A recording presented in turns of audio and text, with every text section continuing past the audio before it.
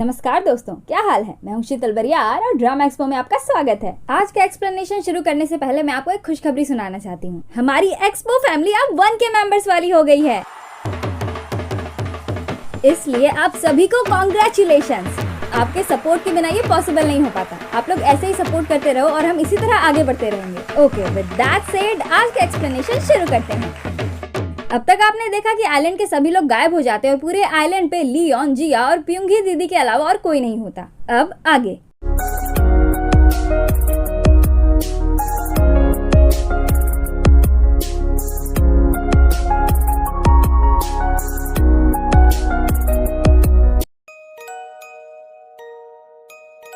जिया सभी घर की रिकॉर्डिंग करी होती है, तभी लियोन वहाँ आता है और उसे बोलता है कि कल वाले डेड बॉडीज भी गायब हैं। जिया बोलती है किसी को भी जबरदस्ती उठाकर नहीं लेके जाया गया है, क्योंकि किसी भी घर में कोई भी हाथापाई के निशान नहीं है। और तो और सबके सामान भी वैसे के वैसे ही पड़े हुए हैं। ना ही कोई अपने साथ वॉलेट लेकर के गया है, ना ही कोई वैल्यूएबल चीज। सारी की सारी चीजें एज इट इज है, बस सारे इंसान गायब हैं। फिर वो लियोन के फोन से डिटेक्टिव को कॉल करके सारी बातें बताती है। तभी लियोन की नजर सफेद कपड़ों से बंधे उन बांस की लकड़ियों पर पड़ती है जो उस दिन उस जादूगरनी आंटी ने बनाया था। वहाँ पर मरे हुए कौवों की भी डेड बॉडीज पड़ी हुई होती हैं। उन चीजों को देखकर जिया बोलती है, कहा जाता है कि बांस की लकड़ियों से स्पिरिट्स यानी कि आत्माओं को बुलाया जाता है, क्या ये सच है? लियोन बोलता है बांस की लकड़ियाँ खोखली होती है, भटकती हुई आत्माओं के लिए बिल्कुल परफेक्ट गेस्ट हाउस। जिया बोलती है, वैसे देखकर नहीं लगता कि किसी ने किसी तरह का रास्ता बनाया है। जिया को लगता है कि ये रास्ता ड्रैगन किंग के स्वागत के लिए बनाया गया है, पर लियोन उसे बताता है कि ये ड्रैगन किंग के स्वागत के लिए नहीं बनाया गया है, क्योंकि इसकी दिशा साउथ वेस्ट की तरफ है।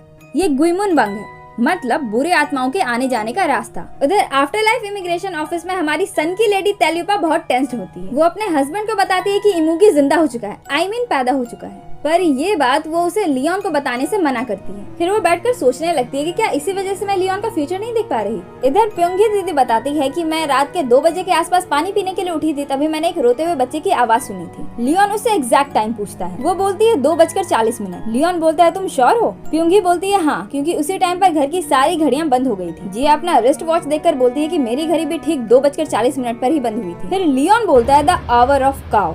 अब ये क्या है भाई? अकॉर्डिंग टू देम रात के 1 बजे से लेकर 3 बजे तक के समय को द आवर ऑफ काउ कहते हैं, और ये वैसा समय होता है जब दूसरी दुनिया का दरवाजा खुलता है।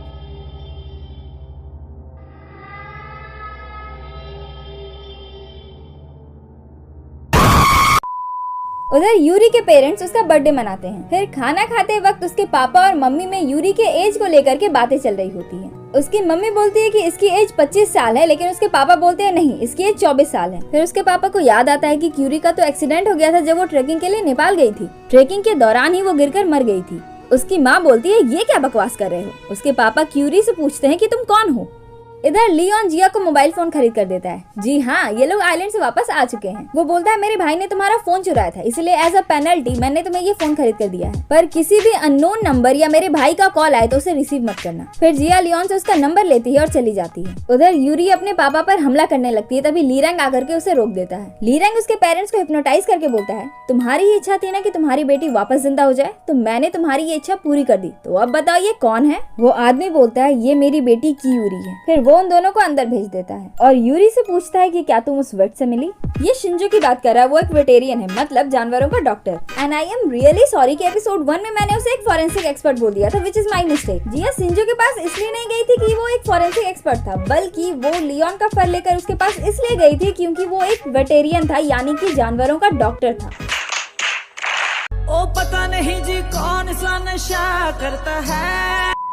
लीरैंग पूछता है कि तुम उस वेट से मिली। यूरी उसका लॉकेट देते हुए बोलती है हाँ मिली थी, पर वो कुछ ज्यादा ही क्यूट और डरपोक है। लीरैंग बोलता है ये लॉकेट तुम रख लो, वो उसे लेने आएगा, लेकिन उसे मारना नहीं। लियोन उसकी बहुत परवाह करता है, तो फिलहाल के लिए उसे बहुत अच्छे से ट्रीट करना, वो हमारे काम आ सकता है। फिर वो वहाँ से जाने लगता है। यूरी बोलती है तुम कहाँ जा रहे हो? लीरैंग बोलता है लियोन जरूर मुझसे मिलने के लिए मरा जा रहा होगा, इसलिए मुझे उससे जाकर मिलना चाहिए। रेस्टोरेंट में लियोन के पूछने पर कि आइलैंड में क्या हुआ था, लीरैंग उसे इनडायरेक्ट वे में हिंट देता है कि इमुगी जिंदा हो चुका है। फिर बोलता है एक बात तो पक्की है कि तुम्हारी लेडी इस बार भी ज्यादा जिंदा नहीं रह पाएगी।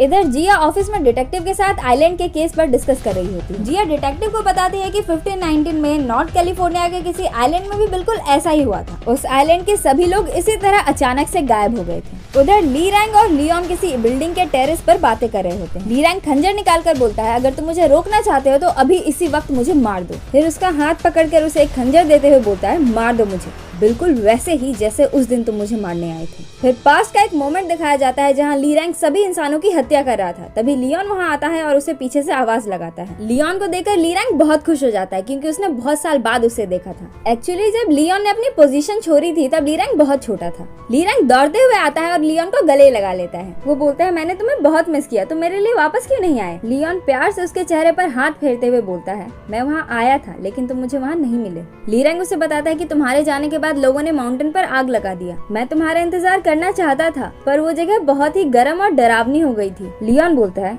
इसलिए तुमने सभी लोगों को मारा, इन निर्दोष लोगों को भी? ली रैंग खुश होकर हंसते हुए बोलता है, मैंने पूरे गांव का खात्मा कर दिया, ये सभी लोग अपनी जिंदगी की भीख मांग रहे थे। लियोन उसकी बातें सुनकर बहुत दुखी होता है। वो बोलता है, जो ली रैंग एक कुत्ते को भी चोट लगते हुए नहीं देख सकता था वो आज इंसानों को मार रहा है। और उसके बाद क्योंकि ली रैंग ने बहुत से निर्दोष लोगों की हत्या की थी इसलिए ना चाहते हुए भी लियोन अपनी तलवार से एक ही स्ट्राइक में उसे मार देता है।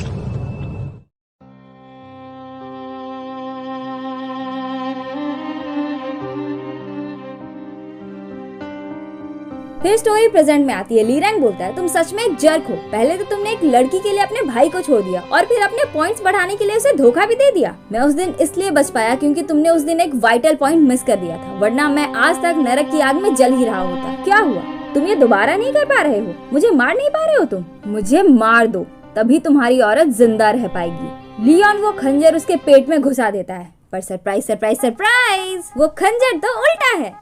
लियोन खंजर फेंक कर बोलता है, एक छोरे हुए बच्चे की तरह नाटक करना बंद करो, तुम अब बच्चे नहीं रह गए, और वहाँ से जाने लगता है। तभी ली रैंग गुस्से में आकर उस पर हमला कर देता है और बोलता है, मैं तुम्हें अभी मार सकता हूँ, पर पता है मैं तुम्हें अभी क्यों नहीं मार रहा? क्योंकि मैं तुम्हारा वो बिलखता हुआ चेहरा देखना चाहता हूँ जब तुम्हारी वो औरत तुम्हारे आंखों के सामने मरेगी। What the heck is this औरत? उसका नाम जिया है, जिया, समझ में आया? मेरा मुंह तो निकल गई, क्या बताऊं? अब जरा इज्जत से नाम लेना। नहीं। लियोन बोलता है, मुझे पता है तुम ऐसे नहीं हो। ली रैंग भी लाइक, क्या? लियोन उसे बाय बोलकर चला जाता है। इधर डिटेक्टिव जिया को बताते हैं कि आइलैंड के सभी लोग जो गायब हो गए थे उनके कहीं पर भी कोई भी रिश्तेदार नहीं है, और तो और वो लोग वहाँ के निवासी नहीं थे बल्कि 1950 में वो सब लोग वहाँ माइग्रेट करके आए थे, वो भी एक साथ एक ही बोट पर। उधर तेल्युपा का हस्बैंड रेस्टोरेंट में शिंजू को समझा रहा होता है कि तुम कभी भी शादी मत करना, शादी एक बर्बादी होती है, और बेचारा अपनी फूटी किस्मत पर रो रहा होता है। अरे वो तेल्युपा से बहुत डरता था ना, इसलिए वो अपनी भड़ास निकाल रहा था। बेचारा आफ्टर लाइफ इमिग्रेशन ऑफिस में उसके सामने तो भड़ास निकाल नहीं सकता, तो बस यहीं पर आकर के रो रो कर अपना भड़ास निकाल रहा है। जब से हुई है शादी, आंसू बहा रहा हूं। इधर आफ्टर लाइफ इमिग्रेशन ऑफिस में तेल्युपा लियोन पर बहुत गुस्सा हो रही होती है क्योंकि उसने एक इंसान यानी कि उस जादूगरनी आंटी की जान ले ली थी और इसीलिए अब उसे सजा मिलने वाली है। एंड लियोन भी like, come on granny, take a chill pill, मैं सजा भुगत लूंगा ना, क्यों इतना भड़क रही हो? तभी जिया का कॉल आता है और वो उसे डिनर के लिए इनवाइट करती है। लियोन बोलता है, मैं खाकर आता हूँ, एक्चुअली मैं सुबह से कुछ नहीं खाया, मैंने एक बूंद पानी तक नहीं पी है, मैं खाकर आता हूँ फिर मैं सजा ले लूंगा, सच में, ओके बाय। एंड तेल्युपा भी लाइक, दिस फॉक्स ब्रैट, मेरी तो कोई वैल्यू ही नहीं है। लियोन जिया के घर आता है और क्योंकि फॉक्सेस किसी का उधार नहीं रखते इसलिए खाना खिलाने के बदले लियोन जिया के लिए एक फूल का नहीं एक्चुअली एक पत्तों का गुलदस्ता झाड़ियों वाला पौधा गिफ्ट करता है। वैसे ये मुंगवट का पौधा है, हिंदी में इसे क्या कहते हैं ये तो मैं नहीं जानती, इसलिए अगर किसी को पता हो तो कमेंट करके बता दीजिएगा। पर हाँ, ये बहुत ही ज्यादा फायदेमंद होता है, खासकर मेडिकल। अरे ये मैं क्या बोल रही हूँ, हम तो एपिसोड पर थे ना। क्या यार, आप लोग भी बातों बातों में कहाँ भटका देते हैं। भाई साहब कुछ ज्यादा नहीं हो गया ये? मतलब कुछ भी। जिया लियोन के सर को सहलाती है। लियोन बोलता है, ये क्या कर रही है? जिया बोलती है, जानवरों को अच्छा लगता है जब कोई उसका सर सहलाए। चलो एक बार फिर से। गजब बेइज्जती है। जिया की बात सुनकर लियोन को अयम की याद आ जाती है। फिर दोनों खाना खाते हैं। खाना खाने के बाद दोनों जिया के पेरेंट्स के बारे में बातें कर रहे होते हैं और जिया इमोशनल हो जाती है। वो अपने आंसू रोकने के लिए अपनी उंगलियों से अपने दोनों कानों को दबाती है। ये देखकर लियोन को फिर से अयम की याद आ जाती है क्योंकि वो भी बिल्कुल ऐसा ही किया करती थी। वैसे क्या ये तरीका सच में काम करता है या फिर सिर्फ इफेक्टिव दिखाने के लिए सीरीज में डाल दिया गया है? किसी दिन एक्सपेरिमेंट करना पड़ेगा। Sugar, spice, Have everything nice, but Professor Utonium accidentally added an extra ingredient to the concoction, Chemical X.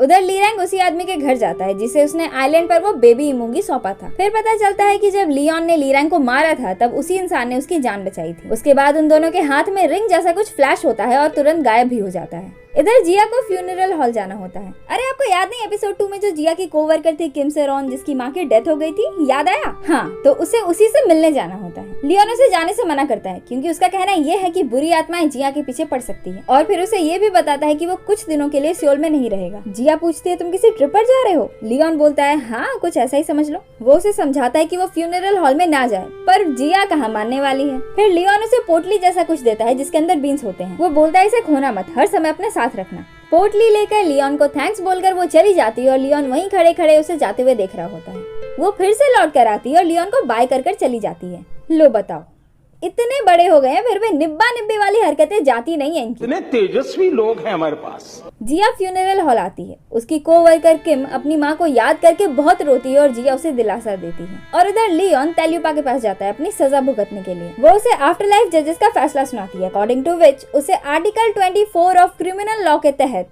एक इंसान की जान लेने के लिए नरक के पहले स्टेज पर भेजने की सजा मिलती है। लेकिन क्योंकि उसने बहुत सी जिंदगियां बचाई थी इसलिए इस चीज को ध्यान में रखते हुए उसे वहाँ बस एक ही सप्ताह बिताना होता है। ये कितना सिंपल लग रहा है ना, पर नहीं मेरे यारों, ये इतना भी सिंपल नहीं है जितना लग रहा है। आफ्टर ऑल नरक की सजा है, तो इस सजा में कॉम्प्लेक्स लाने के लिए ये अडॉप्ट किया जाता है कि वो नरक में एक सप्ताह तो बिताएगा, बट एज अ ह्यूमन। मतलब उन 7 दिनों के दौरान उसके पास उसके पावर्स नहीं रहेंगे ताकि उसे भी वही दर्द महसूस हो जो वहाँ इंसानों को होती है। ये सुनकर लियोन की हालत खराब।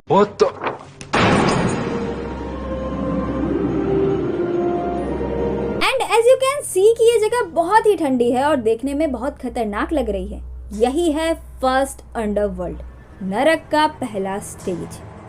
इधर शिंजो क्यूरी की प्रोफाइल को स्टॉक कर रहा होता है, तभी क्यूरी वहाँ आ जाती है जिसे देखकर वो डर जाता है। क्यूरी अपना शर्ट उतार कर बोलती है चलो मस्ती करते हैं।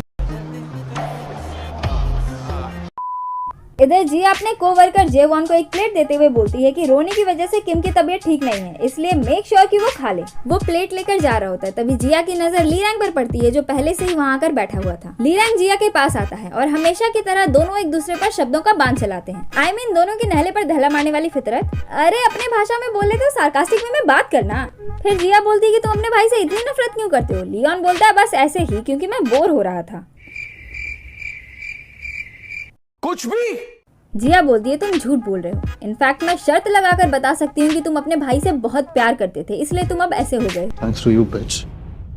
उधर शिंजो देखता है कि क्यूरी के शरीर पर बहुत सी खरोचे हैं। फिर पता चलता है कि क्यूरी को स्मगलिंग करके रशिया से लाया गया था और क्योंकि शिंजो एक वेटेरियन डॉक्टर था इसलिए वो देखकर समझ जाता है कि क्यूरी को एक जू में रखा गया था जहाँ उसे लोग बहुत प्रताड़ित करते थे। शिंजो के चेहरे पर क्यूरी के लिए सिंपैथी वाला लुक देखकर क्यूरी बहुत ही अनॉय फील करती है और बोलती है मुझे ये लुक मत दो, ये बहुत गंदा है। शिंजू बोलता है सॉरी। यूरी बोलती है सॉरी भी मत बोलो क्योंकि मैं ये नेकलेस तुम्हें नहीं देने वाली। शिंजू बोलता है तुम किसके कहने पर ये सब कर रही हो? यूरी बोलती है मैं तुम्हें ये तब बताऊंगी जब तुम मुझसे ये नेकलेस लेने में कामयाब हो जाओगे, और गुस्से में वहाँ से चली जाती है। लीरैंग जिया को एक स्टोरी सुनाता है। एक बार की बात है, एक माउंटेन गॉड ने अपना माउंटेन छोड़ दिया। उसके बाद जो लोग वहाँ प्रे करने आते थे उन्हीं लोगों ने वहाँ आग लगा दी वहाँ के सारी लोमड़ियों को खत्म करने के लिए। सारी चीजें जलकर खाक हो गई, मेरा वो पिल्ला भी जिसे मैंने किसी अपने की तरह पाला था। ये सुनकर जिया समझ जाती है कि वो कोई कहानी नहीं बल्कि लियोन के पास्ट लाइफ के बारे में बता रहा है। जिया पूछती है कि क्या ये सब लियोन के पहले प्यार की वजह से हुआ? लीरैंग बताता है कि लियोन को लगता है कि तुम उसकी औरत की पुनर्जन्म हो, इसलिए तुम्हें बचाने के लिए उसने उस जादूगरनी को मार डाला था और अभी वो उसी की सजा भुगत रहा है। इसने अभी फिर से औरत कहा ना, ये नहीं सुधरने वाला, चिंदे का चिंदे ही रहेगा। अबे उसका नाम लेने में क्या शर्म आ रही है तुम्हें? मैं धोखे से निकल गई आज, मैं मरी जाऊंगा भगवान। लीरैंग की बात सुनने के बाद जिया को पता चलता है कि लियोन किसी ट्रिप पर नहीं बल्कि सजा भुगतने के लिए गया है। उधर नरक के स्नो माउंटेन प्रिजन में बिना कपड़ों के इतनी ठंड में लियोन सजा भुगत रहा होता है। इधर जिया पूछती है कि लियोन कहाँ है? लीरैंग जिया के पास आकर बोलता है तुम्हें ये जानने की जरूरत नहीं, अगर तुम जिंदा रहना चाहती हो तो आज रात मत सोना, चाहे कुछ भी हो जाए। और ये बोलते बोलते जिया के पैकेट में रखे बीन्स की पोटली को काट देता है। सारे बीन्स गिरने लगते हैं और वो वहाँ से चला जाता है। Now the game begins. Security guard को सीसीटीवी कैमरे में बहुत से बच्चे दिखते हैं, बट इन रियलिटी वहाँ पर जिया के अलावा और कोई नहीं होता। तो फिर उन्हें वो बच्चे कैसे दिखे? जिया हॉल से बाहर जाती है और 2 जुड़वा बच्चियां भी उसके पीछे पीछे जाती हैं। उधर लियोन की हालत बहुत खराब हो रही होती है क्योंकि पृथ्वी का एक दिन नर्क में 7 साल के बराबर है। और तो और सजा के दौरान ना ही वो कुछ खा सकता है, ना ही कुछ पी सकता है, ना ही सो सकता है और ना ही मर सकता है। जरा इसकी हालत के बारे में सोचिए। इमेजिन कीजिए कि इसकी कंडीशन क्या हो रही होगी। सोच कर ही गूज बम्स आने लगते हैं। इधर कॉरिडोर की सारी लाइट्स ऑफ होने लगती है। जिया के सामने वही दोनों बच्चियां आती है। वो दोनों जिया को बोलती है कि वो अपने पापा को ढूंढ रही है, बट इन रियलिटी दोनों ऑलरेडी मर चुकी है और बगल वाले रूम में उन्हीं दोनों का फ्यूनरल चल रहा था। जिया की नजर उन दोनों के जूतों पर पड़ती है। दोनों ने उल्टा पुल्टा जूता पहन रखा था। तभी जेहवन वहाँ आता है और बोलता है कि किम ने सारा खाना खा लिया है और हमें घर जाने को बोला है। उसके बाद जिया पीछे मुड़कर देखती है तो दोनों बच्ची वहाँ नहीं होती। घर जाते वक्त जिया अपने कोट में हाथ डालती है तो पता चलता है कि बीन्स की पोटली फट चुकी है और सारे बीन्स गिर चुके हैं। तभी दोनों भूतिया बच्ची वहाँ आती है और जिया का मफलर दोनों तरफ से पकड़कर गोल गोल घूमने लगती है। जिया का दम घुटने लगता है और वो बेहोश होकर गिर जाती है। उसकी वो पोटली भी जमीन पर गिर जाती है। उधर नरक में सजा काट रहे लियोन को इस बात का आभास हो जाता है कि जिया ने अपनी पोटली खो दी है। वो जोर जोर से चिल्ला चिल्लाकर सन की लेडी को बुलाने लगता है। जब वो लेडी वहाँ आती है तो लियोन उसे बोलता है कि मैं अंडरवर्ल्ड ऑफ नाइफ में जाऊंगा, मतलब नर्क की एक ऐसी जगह जहाँ सामने से छुरियां चलती है, क्योंकि कोई भी उस जगह को पार करने में सफल हो जाता है तो उसकी सजा कम हो जाती है। पर ऐसा करने में बहुत रिस्क है, बंदे की मौत भी हो सकती है और अभी तो लियोन के पास उसके पावर्स भी नहीं है। इसलिए वो लेडी उसे पूछती है, तुम इस बॉडी के साथ पार करना चाहते हो? Are you sure? And Leon भी लाइक व्हाटएवर, मर जाएगा तू। हमको घंटा फर्क नहीं पड़ता है।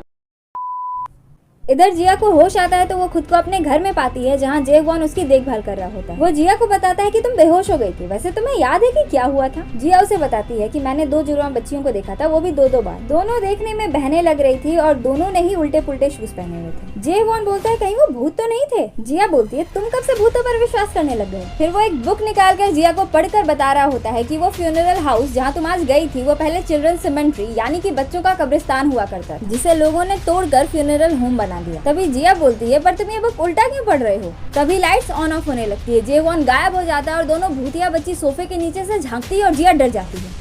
उधर Leon the underworld of knife पर आ चुका है जहां उसे ये लंबा सा पुल पार करना है और उसी दौरान उस पर सामने से छुरियां चलेंगी। एक बार उसने पुल पर कदम रख दिया तो वो पीछे नहीं लौट सकता है, या तो वो पुल के पार जाएगा या फिर मर जाएगा। इधर जिया को वो दोनों बच्ची डरा रही होती है और उधर लियोन पुल पर जाने के लिए तैयार। स्टोरी बहुत ही खास मोड पर आ गई है। एक तरफ जिया है जिसकी पोटली फट चुकी है तो दूसरी तरफ लियोन है जिसके लिए आर और पार वाली सिचुएशन है। क्या होगा आगे? क्या दोनों अपने अपने सिचुएशन से निकल पाएंगे या फिर दोनों रुको ओवर ड्रामेटिक हो गया ना, चलिए नॉर्मल हो जाते हैं। लियोन आगे बढ़ रहा है और सामने से आती हुई छुरियां उसे जख्मी कर रही है। इधर जिया के पैरों को वो दोनों भूतिया बच्ची पकड़ लेती है और बोलती है हमें तुम्हारा शरीर चाहिए। जिया डर कर वहाँ से बाहर भाग जाती है और जहाँ जहाँ भी वो जा रही होती है वो दोनों भूतिया बच्ची उसका पीछा कर रही होती है। उधर लियोन के हाथ पैर पूरी तरह से जख्मी हो चुके हैं, वो चल भी नहीं पा रहा है और वो बेहोश हो जाता है। इधर जिया भागते भागते फ्यूनरल हाउस के ही बिल्डिंग पर आ जाती है जहाँ सारे बच्चे उसके सामने आ जाते हैं और उसका शरीर मांगने लगते हैं। उधर लियोन बेहोश है और उसके सबकॉन्शियस माइंड में अयम और जिया की यादें चल रही होती है। वो फिर से उठता है और खुद को घसीटते हुए आगे बढ़ रहा है। उसके दिमाग में अब सिर्फ जिया की ही यादें चल रही है और फाइनली वो पहुंच गया। इधर जिया पर सभी बच्चों का भूत चढ़ने लगता है, वो बिल्डिंग से गिरने लगती है। तभी लियोन वहां आकर उसे बचा लेता है। लियोन की जख्मी हालत देखकर जिया रोने लगती है। जैसे ही उसका एक आंसू गिरता है तभी उसके चारों तरफ एक रोशनी फ्लैश होती है, बिल्कुल वैसे ही जैसे अयम को फॉक्स बीट देते वक्त हुई थी। तभी लियोन अपनी आंखें खोलता है और बोलता है मैंने तुम्हें ढूंढ ही लिया। फिर वो बेहोश हो जाता है और एपिसोड भी यहीं पर खत्म हो जाता है। तो कैसा लगा आपको ये एपिसोड कमेंट करके जरूर बताइएगा और अगर ये वीडियो आपको अच्छी लगी तो लाइक, शेयर और सब्सक्राइब करना बिल्कुल ना भूलें। तो आज के लिए बस इतना ही, मिलते हैं किसी और दिन किसी और वीडियो के साथ। तब तक के लिए अलविदा, जय हिंद।